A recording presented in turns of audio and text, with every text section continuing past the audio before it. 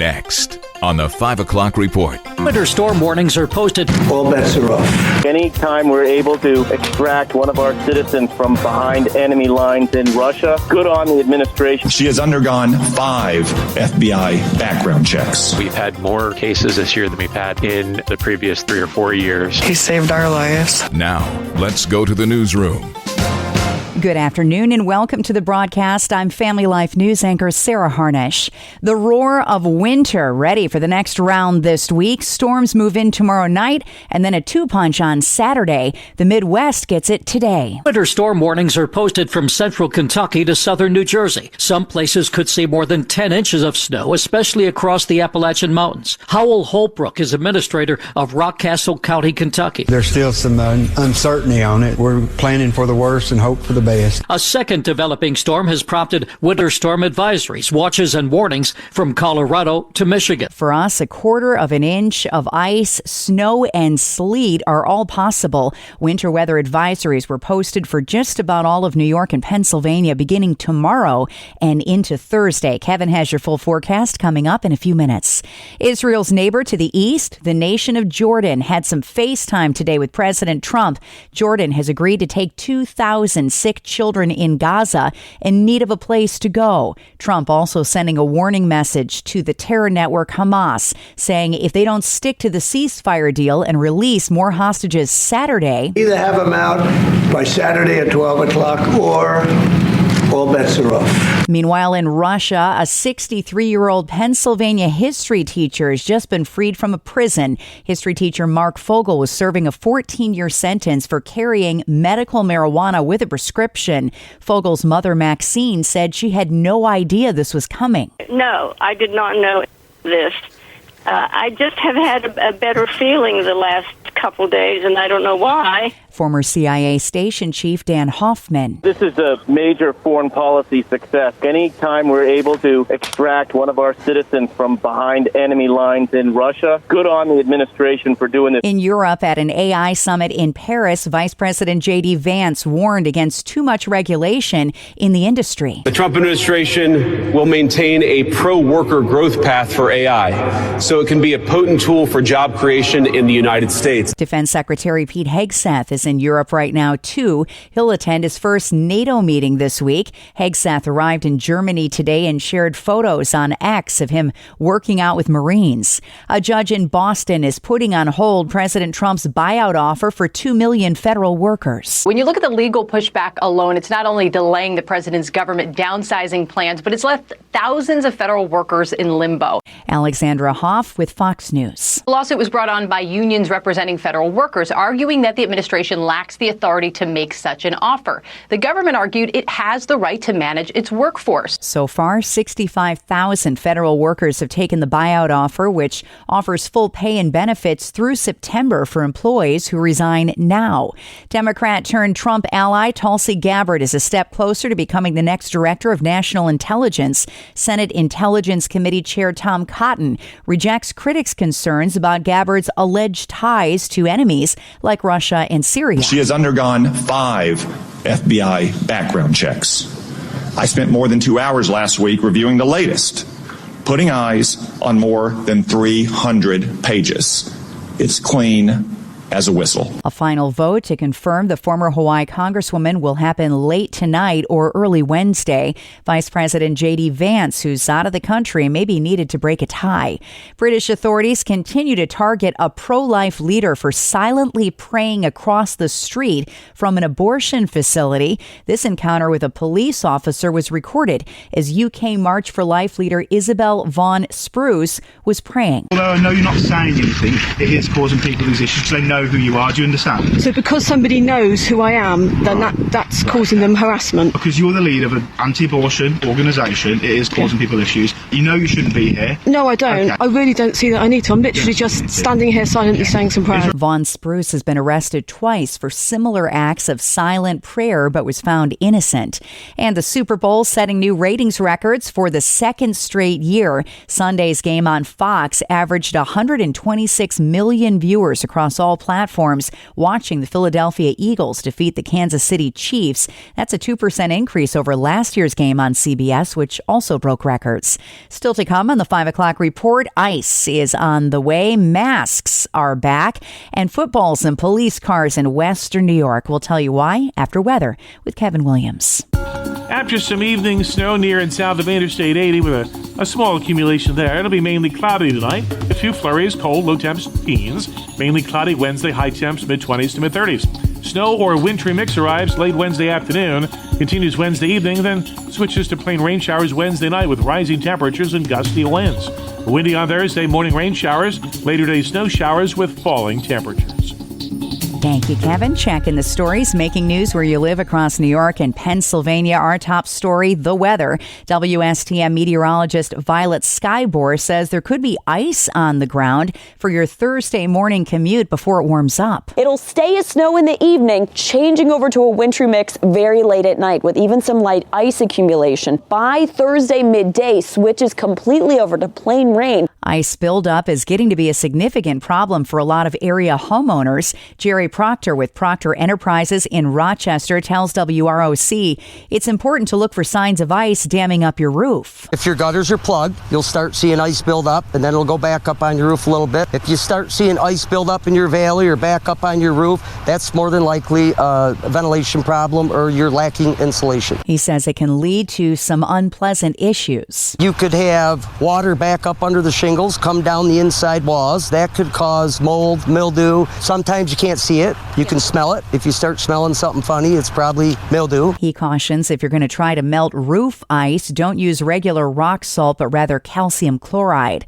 The victim takes the stand. Family Life's Mark Webster has an update on a Western New York trial that's getting national attention. Yeah, that's the attempted murder trial of Hadi Matar in Chautauqua County, which began with opening arguments yesterday. Today, jurors heard from the victim, 77-year-old author Salman Rushdie, who lost an eye and nearly his life in an August 2022 stabbing attack as he prepared to deliver a lecture at the Chautauqua Institution. Rushdie told the court he only saw his assailant at the last minute and says his main thought during the attack was that he was dying. Rushdie's wife wept as he recounted the violent attack, which took him months to recover from. Ironically, Rushdie's lecture was to be on keeping writers safe. Mark Webster, Family Life News. Towns across western New York aren't stopping ICE agents from arresting criminal illegal immigrants, but they can't help either. Buffalo Police Chief Investigator William Macy tells WGRZ. We do not have the resources to participate in deportation operations. We have a lot of regular obligations we have to the city of Buffalo. We just do not have the staffing for that. The same plea from Erie County, New York Sheriff John Garcia. We won't be able to house anybody on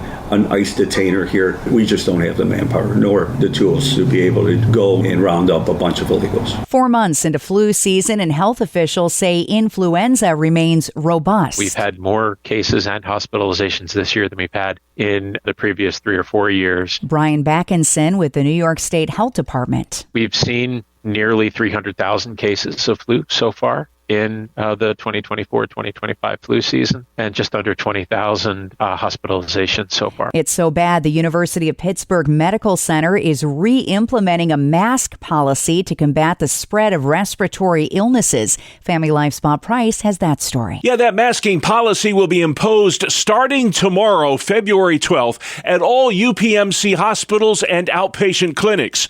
Masks will be a must for all hospital staff, patients, visitors, and support personnel. Masks will be available at all UPMC healthcare facilities. That policy will remain in effect until further notice. Bob Price, Family Life News. Next at 5, a Christian ministry has distributed nearly $1 million in sports gear in Niagara and Erie counties in western New York since it was founded 8 years ago. Our Family Life Hometown Heroes feature this week. Here's from former University of Buffalo football player Doug Reifenberg, whose Victory Sports put donated footballs, soccer balls, and basketballs in every local police car.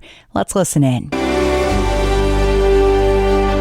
I just felt like Victory Sports could play a role, so we created a program called Bridge the Gap Sports. I always try to name some of our programming after things that I can also share what Jesus did for us, bridging the gap between our sin and heaven and God, and how he bridged the gap for us. And so what we did is we outfitted first every police car in the city of Buffalo. Every police car in the city of Buffalo had a Victory Sports bag that allowed those police officers to, when they came up on a group of kids, they could grab a football and go walk up to those kids and start a conversation that they probably wouldn't have been able to start without having that ball in their hand. There were some news stories about police officers playing catch with kids. A lot of that was because of the equipment that we were able to supply. We then branched off into Niagara County, and we outfitted every single law enforcement vehicle in Niagara County. It's just using the power of sports for a police officer then to make connections with kids in their community to help improve the relations that were really strained at that point. It's amazing what simple football or even a little baseball can eventually lead to.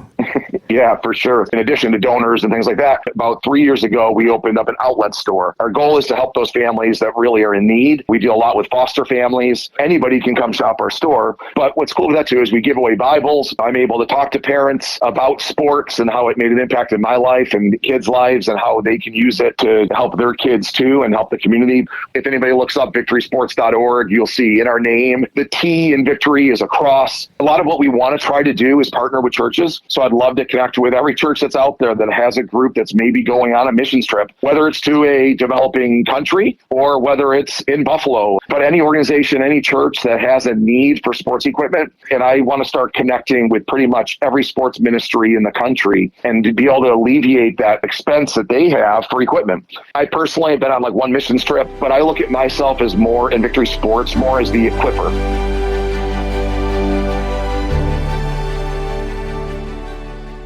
That's former University of Buffalo player Doug Reifenberg. You can subscribe, listen to, and share Hometown Heroes and all of Family Life's original podcasts at Apple Podcasts, Spotify, YouTube, or at familylife.org. Time next for tonight's market report brought to you by Faithward Advisors. Wall Street is closing mixed after Federal Reserve Chair Jerome Powell signaled the central bank is in no rush to ease monetary policy. At the final bell, the Dow Jones Industrial Average gained 123 points to 44,593. The S&P 500 rose 2 points to 60,68, and the Nasdaq lost 70 points to 19,643. Faithward Advisors is a Christian financial planning firm online at faithwardadvisors.com. Isaiah 2:11 says, "The haughty looks of man shall be brought low, and the lofty pride of men shall be humbled." I'm Rob West with today's Faith and Finance Minute. C.S. Lewis wrote that pride is the great sin because it exalts the self over God. But what does pride have to do with money? Pride often leads to big financial mistakes, like buying too much house or too fancy a car. Then, of course, there's just running up a lot of credit card debt. Often folks will say they had no choice, but more likely it's because deep down they feel they deserve a higher lifestyle than God has provided. Don't let pride get between you and God. Pray that He'll give you contentment with His provision and the wisdom to follow His principles for managing money. Discover the best Christian financial articles, podcasts, and videos by visiting our website, faithfi.com, or by downloading FaithFi, Faith and Finance from your app store. Coming up on the 5 o'clock report, the bus driver that took on a semi-truck and a car on the way home from school one day in Minnesota. Bus driver 1, semi 0. We got that story coming up after weather with Kevin Williams. There shall be little rest for the winter weary. Today, the big focus on snow was in southern Pennsylvania and points south. But we've got another system coming in with snow, ice, rain, and wind tomorrow night and Thursday.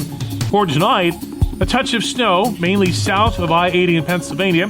Elsewhere, some flurries in western and central New York. Low temps 20s. Tomorrow, mainly cloudy. Snow or wintry mix arrives late, continues into the evening, transitions to rain showers for many, then back to snow showers later Thursday with gusty winds. High temps tomorrow, mid-20s to mid-30s. Temperatures rise tomorrow night, then drop back through the day on Thursday. Okay, Kevin, finally at 5, one school bus driver in Minnesota is being hailed a hero after he saved 9 kids on his bus, not from one crash, but from 2 back-to-back. It started after a careening semi-truck lost control on the ice and slid down the highway completely in his lane. And I just seen the truck coming at me and had to make a maneuver. It wasn't just any maneuver. First, Brian, the bus driver, swerved to the left as the truck slid down the side of the bus, and then another vehicle in front of him hit the same patch of ice, and he had to immediately swerve to the right, back into his own lane to avoid that car. There was a second side swipe. But not a single serious injury. The superintendent says dash cam video shows he saved lives. I didn't even notice that the first time I viewed the video footage, how he actually swerved twice. Had he not done that, it could have been a different accident when he swerved to the left. The bus didn't make it out so well. Pretty extensive damage to the bus. I'm glad the bus held up. Yeah, it was hit on both sides. Also on the bus, 3 bus parents. They said it felt like a movie the way that driver could drive. And I wouldn't trade it for the world. I ain't going nowhere. I trust Brian, and he saved our lives. Brian, the bus driver, needs to get a job in Hollywood as a stuntman. And that's the world that we live in for Tuesday, the 11th of February. I'm Sarah Harnish, and this is the 5 o'clock report on Family Life.